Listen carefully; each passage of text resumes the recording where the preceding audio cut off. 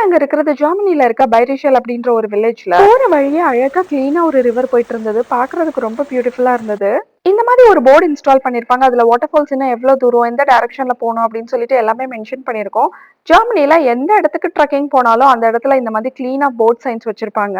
நாங்க போயிட்டு இருக்க வழி இப்படிதான் இருந்தது. ரொம்பவுமே வைல்டா இருந்தது. கீழ இருக்க கிராமத்துல இருந்து ஒரு 15 மினிட்ஸ் ட்ரையல்ல வந்தாலே போதும் இந்த மாதிரி அழகான ஒரு வாட்டர் ஃபால்ஸை பார்க்க முடியும். இந்த வாட்டர் ஃபால்ஸ்க்கு கீழேயே அப்படியே ஒரு வீடு இருந்தது. ரொம்ப அழகா இருந்தது. இந்த வாட்டர் ஃபால்ஸ்ல இருந்து பார்க்கறப்ப இந்த ஊரு ரொம்ப அழகா தெரிஞ்சது. ஒரு குட்டி வில்லேஜ் தான்.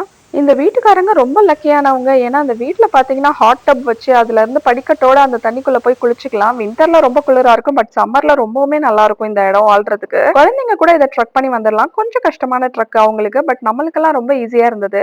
இந்த வாட்டர் ஃபால்ஸோட டீடைல்ஸை நான் கமெண்ட் செக்ஷன்ல டேக் பண்றேன். பிடிச்சிருக்கவங்க பார்த்துக்கோங்க. இன்னும் கொஞ்சம் டீடைல்ஸோட அடுத்த வீடியோல பார்க்கலாம்.